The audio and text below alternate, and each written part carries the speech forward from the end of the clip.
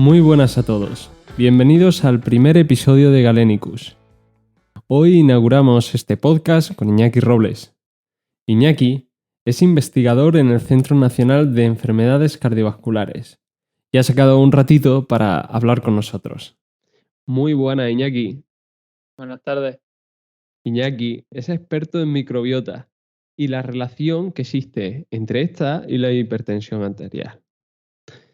Hoy es un gran placer tener a nuestro invitado porque la microbiota es un tema que últimamente se encuentra en boca de todos. Aparece en numerosos artículos, revistas y divulgación general. Por eso Iñaki nos aclarará muchas de estas dudas. Iñaki, te quería preguntar, siempre se ha considerado el cuerpo humano por partes, quiero decir. El intestino trabaja por su parte, haciendo proceso digestivo, el corazón bombeando sangre. Pero cada vez hoy en día estamos cambiando esta perspectiva hacia una perspectiva un poco más global. En plan, todo está conectado con todo. Tú, Iñaki, que trabajas principalmente con este tema de microbiota, ¿qué nos puedes decir respecto a esto? ¿Está todo conectado con todo en el cuerpo? Sí, ciertamente se podría decir que todo lo que pasa en una parte de nuestro organismo puede afectar a otra parte de nuestro organismo. De hecho, todo lo que module la propia microbiota y de aquellas bacterias que tenemos en el intestino puede tener una repercusión en órganos tan distantes como puede ser cerebro, corazón o incluso en pequeñas reacciones que modulen todo el organismo.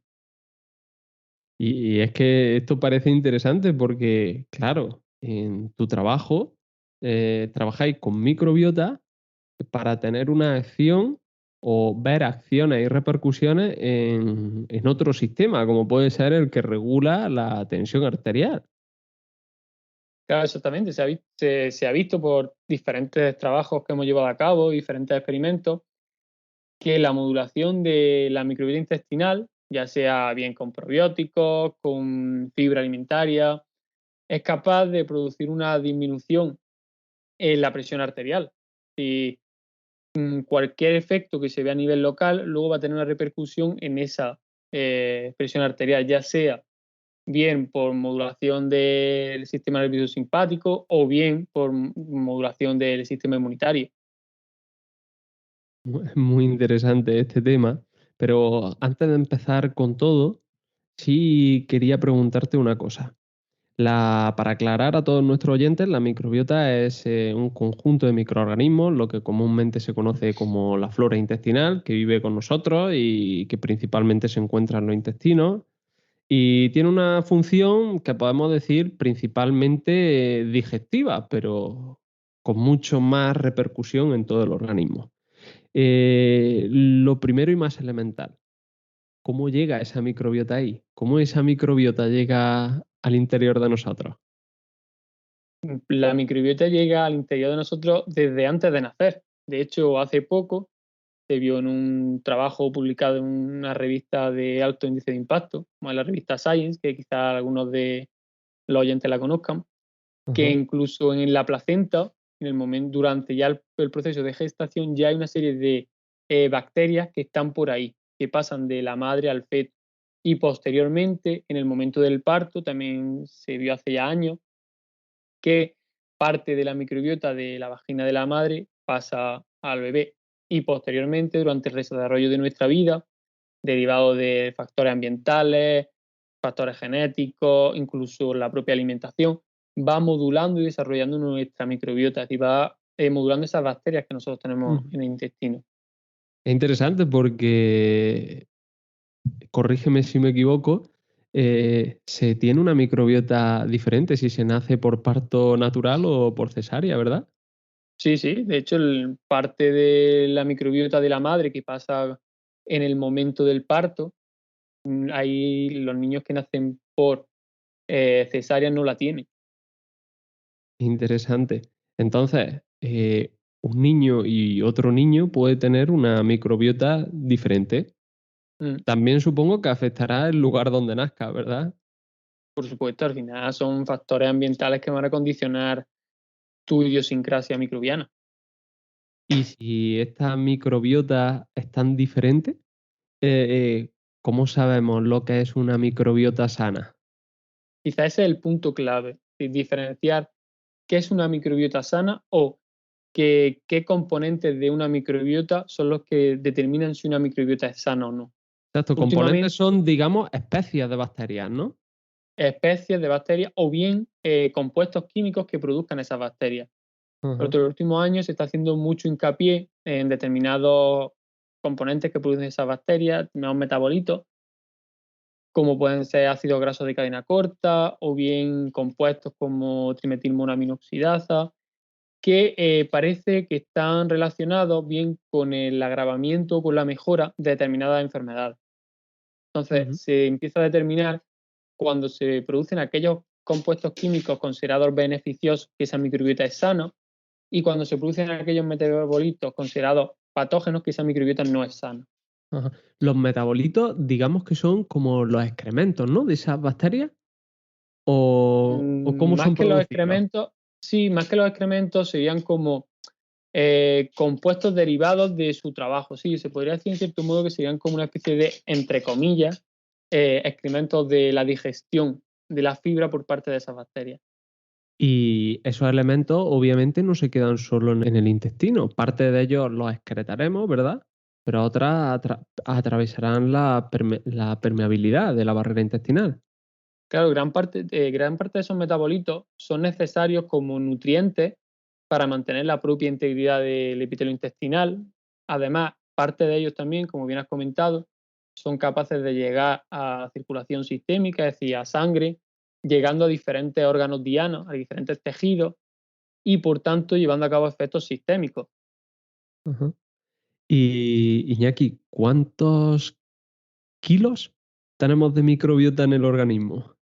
¿Cuántos kilos? ¿O qué Nunca me porcentaje? había planteado qué cantidad en kilogramos, En pero ¿qué aproximadamente hay cantidad como podemos 10 tener? elevado a 8 unidades formulares con ella, es decir, aproximadamente unos 100 millones de bacterias en nuestro organismo.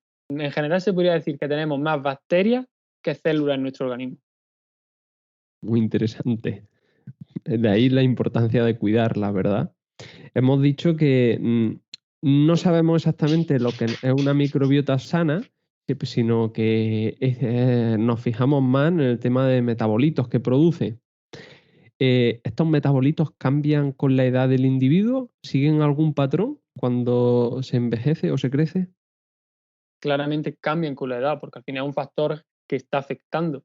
El perfil concreto no se conoce aún. De hecho, eso es lo interesante de este campo, que hay un montón de puntos que no se conocen aún. Sí es cierto que se ha visto, por ejemplo, en el caso de, como antes he comentado, la trimetilmonaminoxidasa, que con el envejecimiento se produce una mayor cantidad de este metabolito.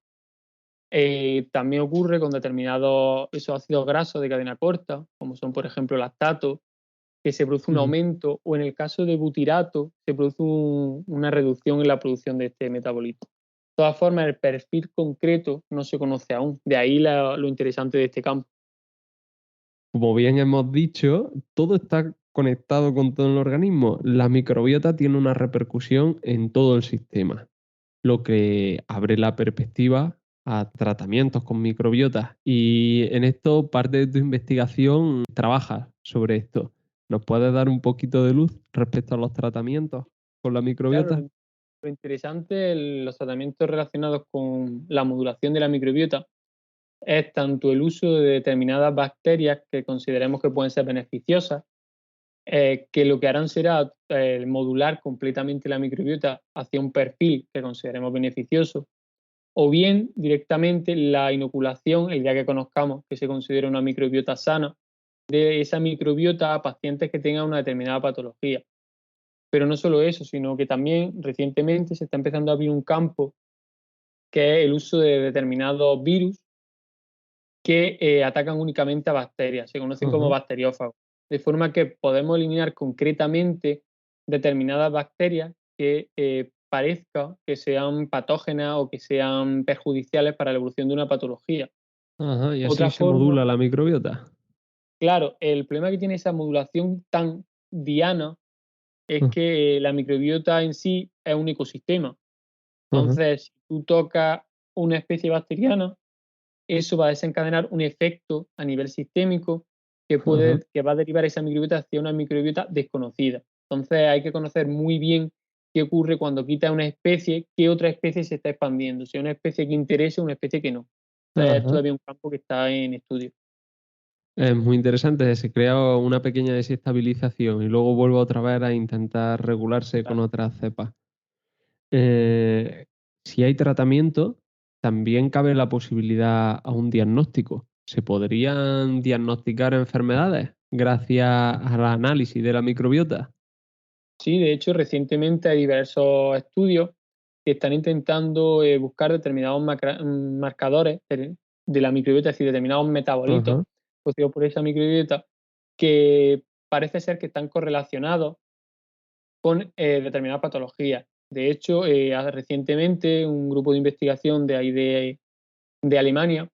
describió cómo en pacientes diabéticos hay una mayor concentración de midazolos propionato en plasma, o bien como en pacientes hipertensos, también se escribió hace ya algunos años por un grupo de Estados Unidos, el TMA Mm.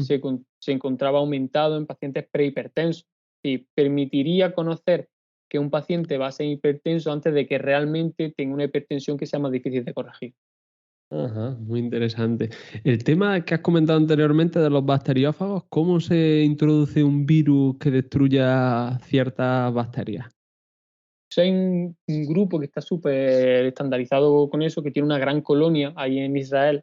De hecho, tienen Ajá, una biblioteca enorme de bacteriófagos y lo que hacen directamente es inocular vía oral ese bacteriófago, de forma que el bacteriófago lo que hace es que infecta la bacteria concreta únicamente porque es un ataque específico hacia esa especie bacteriana concreta, incluso a esa cepa bacteriana concreta, y dentro de ajá. ella se replica y lo que hace es que va destruyendo todas esas bacterias. Se administraría por vía oral simplemente, ya sea directamente o últimamente se está haciendo una tendencia muy grande a hacer nanocápsulas de oro, ya que Ah, permiten que se administre vía oral y no se deteriore hasta llegar justo hacia el lugar de acción. ajá. Porque el uso de antibióticos para cambiar la flora o la microbiota. El uso de antibióticos para cambiar la microbiota es como matar mosca a cañonazos, Ajá. haciendo el film, Nos porque el problema es cargamos que, todo. claro, el problema es que cuando tú usas un antibiótico, la mayoría de los antibióticos que se utilizan suelen ser Ujú. antibióticos de amplio espectro. ¿Esto qué quiere decir? Que tú no vas a destruir una especie bacteriana o un género incluso, sino que vas a destruir una Todo. gran cantidad de microbiota. Es decir, por ejemplo, se suelen clasificar, como bien sabes, como antibióticos frente a bacterias gram positivas, gram negativas. Dentro de gram positivas pueden Ujú. encontrar bacterias de diferentes filum, diferentes géneros, las cuales unas pueden ser consideradas beneficiosas y otras perjudiciales, por lo que no es una posible herramienta terapéutica para modular la microbiota. De hecho, Interesante. otro problema muy importante del uso de antibióticos para modular la microbiota es la generación de resistencia, Ajá. porque al final sería utilizar antibióticos para matar bacterias que lo que va a conseguir es que esas bacterias al cabo del tiempo se vuelvan resistentes, por lo que los antibióticos dejarían de ser útiles para su real función. Sí, es uno de los problemas que actualmente estamos teniendo, sobre todo con con las penicilinas, como Claro. amoxicilinas, que se tienen que ser combinadas con otras sustancias como los ácidos clavulánicos para poder tener más acción antibiótica. Mm. Esto abre un campo hacia la química, hacia el tratamiento químico, porque claro, la mayoría de las patologías actualmente se tratan con farmacología química, pero tratar una enfermedad con microbiota puede traer efectos diferentes, consecuencias quizás más beneficiosas. Sí, de hecho, a día de hoy, los diferentes ensayos que se han hecho en humanos, o incluso los tratamientos que ya aprobados, como por ejemplo el tratamiento de Clostridium difficile, que está aprobado en Estados Unidos, no se han visto reacciones adversas como tales. Únicamente Ujú. se ha inoculado microbiota de pacientes sanos, entre comillas, a Sí, pacientes enfermos y en principio no se ha visto que haya una reacción adversa notoria. interesante. Y cuando queremos administrar un tratamiento con microbiota, ¿cuánto se tarda en cambiar la la microbiota? ¿Cuánto tardan en empezar a ser efectivos? En general, lo que se hace en los tratamientos con microbiota es, primero, retirar la propia microbiota que tiene a nivel de investigación. Me refiero, retirar la propia microbiota que tiene ese animal y luego directamente administrarle la microbiota sana. Eso sí lo hacéis En, con un antibiótico, ¿verdad? sí, un cóctel de antibióticos. Ujú. Pero eso a nivel de investigación, obviamente, y Claro, no a nivel de exacto. humano. Entonces, una vez que esa microbiota directamente tú la inoculas, luego tienes que darle una dosis diaria para que se mantenga. Pero desde la primera dosis ya se asienta la nueva microbiota. En el caso de pacientes, lo que se suele hacer es retirar la microbiota también por diferentes técnicas, ya sea por radiación, Ujú. por costes de antibióticos, y luego ya inocular la microbiota, ya sea vía oral o vía rectal. Y frente a un químico, ¿qué eficacia tiene? ¿Supera? ¿Inferior? En general, por ejemplo, en el caso de hipertensión, si es cierto. Con un fármaco químico respecto a hipertensión, por ejemplo. Sí, en caso de hipertensión, por ejemplo, el fármaco clásico como el losartán es Ujú. capaz de normalizar totalmente la presión arterial. Sin embargo, por ejemplo, la modulación de la microbiota sí es cierto que únicamente es capaz de reducir esa presión en torno a un 15%, que Ujú. podríamos decir.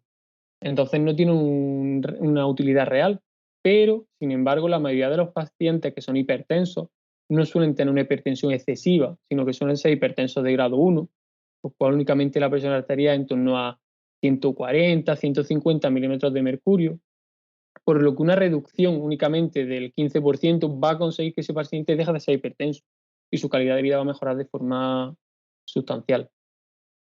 Abre muchas nuevas puertas. Y Iñaki, respecto al tema del sistema inmunológico, siempre se ha hablado mucho de las defensas, la microbiota. De hecho, hace un tiempo se hizo famoso un yogur con lactobacillus que decía que ayudaba a las defensas. ¿Nos puedes contar un poquito sobre ese tema, Iñaki? Es cierto que el uso de probióticos es capaz de ayudar a la defensa, es una gracia de marketing que Sí, es utilizaron, la pero iluminación del realmente, marketing. sí, realmente es cierto que la administración de determinados probióticos es capaz de modular el sistema inmunitario hacia una expansión de determinados tipos celulares que pueden ser beneficiosos, es decir, que puede ser que reduzcan esa inflamación sistémica que puede ocurrir en determinadas patologías.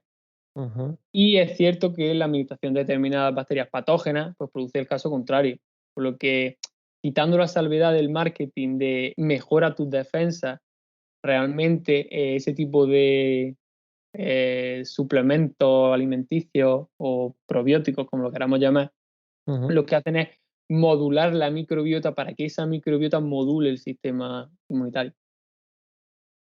Entendemos lo que es la publicidad, ¿verdad? Y continuando con esto, has dicho el tema de la alimentación.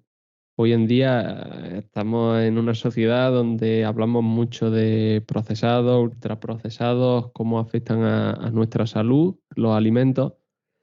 Mi pregunta hace referencia a eso.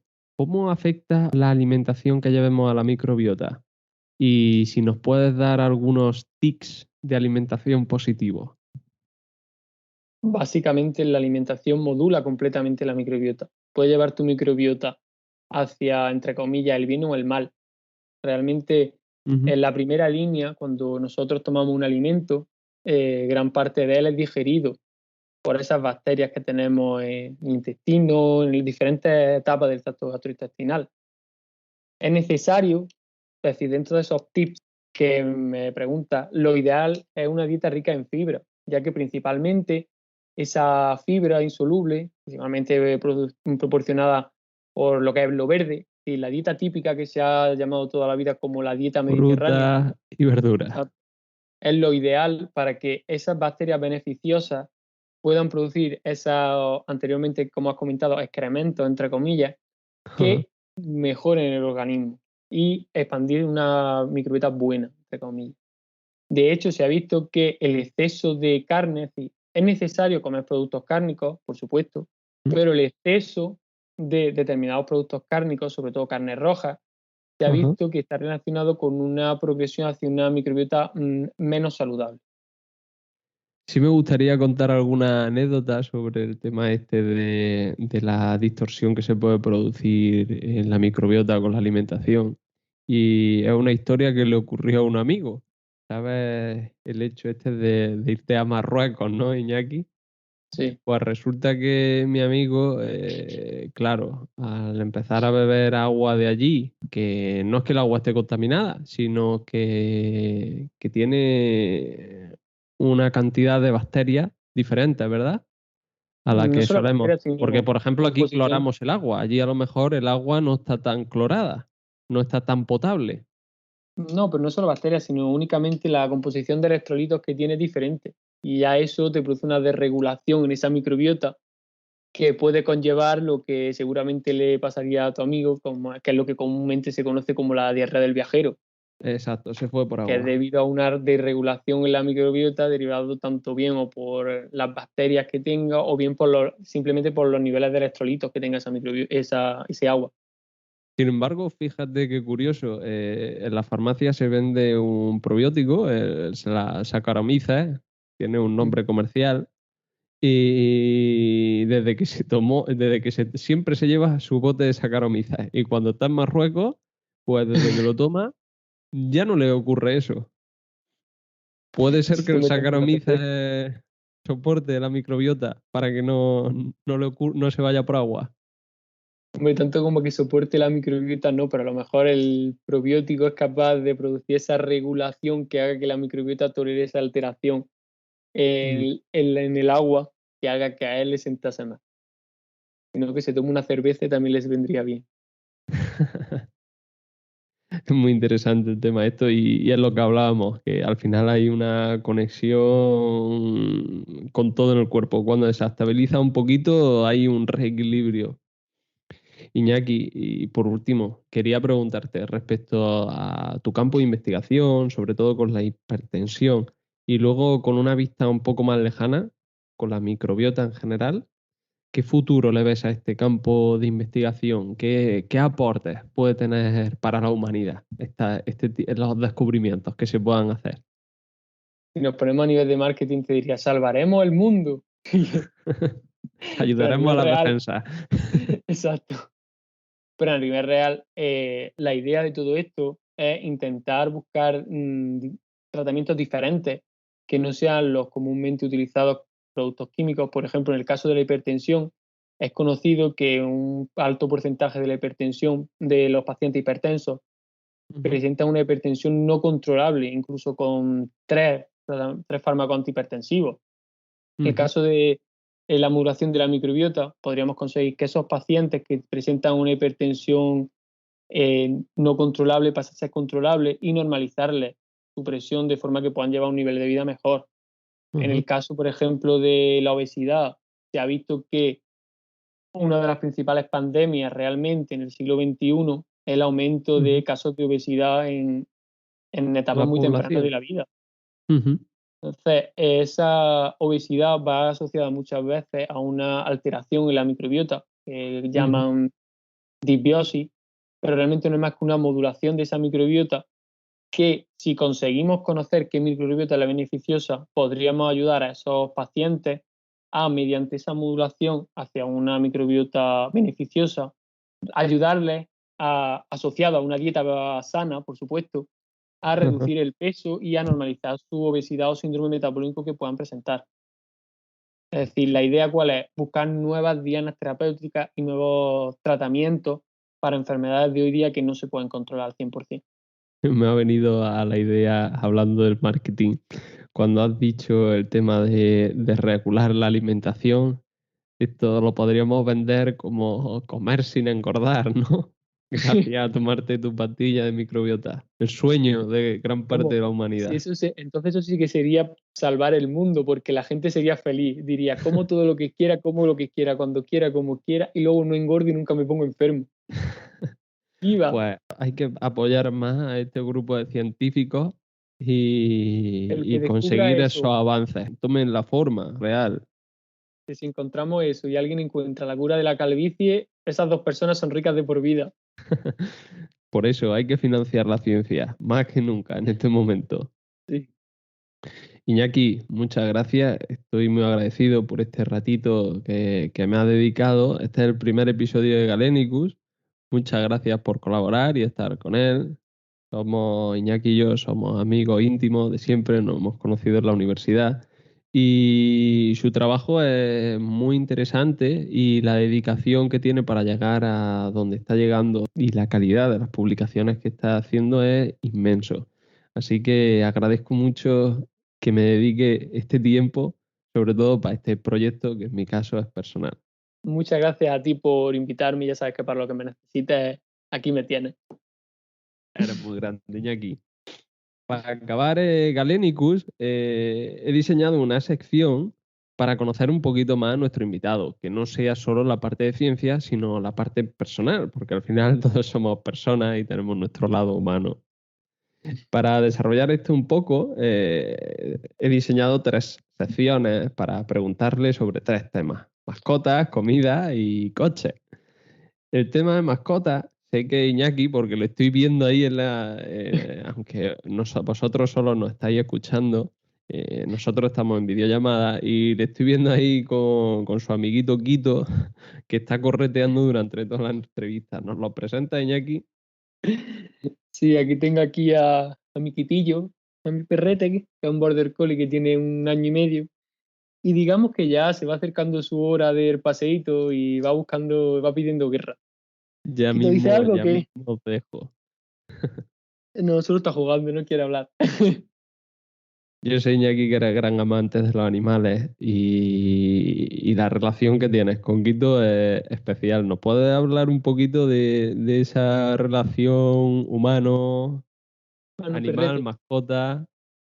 Para mí, Quito es un hermano, un amigo, porque realmente parece que no, pero la gente que tiene mascotas, que tiene perros sobre todo, sabe que llega un punto en el que ya parece como que te entienden, que le dices algo y te entienden, te ponen cara, saben cuando no estás bien de mínimo y vienen a darte cariñito, te dan las metoncitas, en plan, te buscan, te dan el juego, te buscan subirte el ánimo. Y luego a nivel personal, por ejemplo, me ayuda a desconectar un montón, porque como bien has dicho, paso muchas horas en el laboratorio y el ratito ese que paso con él, paseando, jugando o algo, te ayuda a cambiar el chip. Y eso siempre viene bien. Genial. Otro tema que nos gustaría también conocer de ti es sobre comida, Iñaki. ¿Hay algún plato que tengas favorito? Y luego el reto de esta sección. ¿Nos puedes contar alguna receta que te guste mucho, así de una manera breve? Plato.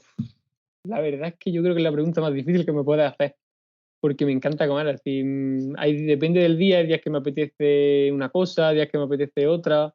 Variedad. Soy muy goloso, ¿cierto? Me encantan todo tipo de dulces, tarta de queso, chocolate.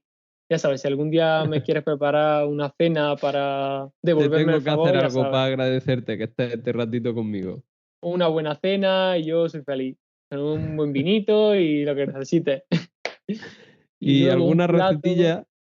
pues, aunque yo no sea cordobés, con todo respeto a ti como buen cordobés, el rabo de toro a la cordobesa me sale de lujo. Que Sí, realmente es muy sencillo. Lo único, resúmenemelo. el único problema que tiene es que necesita o bien muchísima paciencia, muchísimo tiempo o olla express. Que Ajá. realmente lo echas todo a la olla express, en plan el vino tinto, un poquito de chocolate para que le dé un puntito así. Oh, ese debe de ser el ingrediente secreto. Chocolate ya sabes. Su Muy zanahoria, afrodisíaco. cebolla, ajo, lo que su verdurita y eso. Lo pones en la olla express, lo dejas media hora y media cuando empieza a pitar y luego lo sacas y se queda que es con el cuchillito, con el tenedor lo sacas solo, sale solito, solito, solito, tiernito, tiernito y la salsa queda de lujo con el toquecito de chocolate. Me está dando hambre, Iñaki. Nos va a tener que pasar ahora la receta y no sé si nuestros oyentes me envían muchos comentarios pidiéndola, habrá que hacerla pública. Tendremos que hacer otro podcast para subir la receta. Y la última pregunta, Iñaki, para conocerte un poco más. Sobre todo porque yo soy gran amante del tema de los coches y quería preguntarte sobre eso. ¿Te gusta conducir? ¿Hay algún coche que te guste mucho? Me encanta conducir, la verdad, me lo paso bien. Pero sobre todo me gusta conducir en carreteras secundarias. Esas curvas ahí, la sensación de sin correr, obviamente, porque si no, Eres un vieja escuela. esas curvas son las buenas. Luego, por supuesto, siempre he tenido coche de gasolina y si me pudiese comprar alguna vez un Ford Mustang de 250 caballos V6 sería súper. Ya más tienen. Pues sería súper. Ese sería tu coche ideal, un Ford Mustang. Para divertirme, sí. Un espíritu americano. Ahora, para tema diario y eso, no. Pero para divertirme, sí. Pues muchas gracias, Iñaki, por tu tiempo, por permitir que te conozcamos un poco más y sobre todo con el objetivo de Galenicus, que es difundir un poco de conocimiento, divulgación y a vosotros, que estáis escondidos detrás de todo el trabajo que al final solo se ve, es como los iceberg, se ve la puntita, se ven las consecuencias de vuestro trabajo, pero no se ve el tiempo que dedicáis y el esfuerzo que tiene detrás y sobre todo todos los conocimientos que atesoráis. Muchas gracias por darnos voz a los científicos para intentar dar un poco de conocimiento y de ver el trabajo que hacemos todos los días encerrados en una habitación. Muchas gracias. Pues hasta pronto, Iñaki. Hasta luego. Y a vosotros oyentes, muchas gracias por haber estado con nosotros y haber compartido este ratito. Recordad que en la cuenta de Instagram Galenicus os seguiremos manteniendo informados de nuevas novedades y nuevos podcasts que presentemos. Un saludo muy fuerte a todos.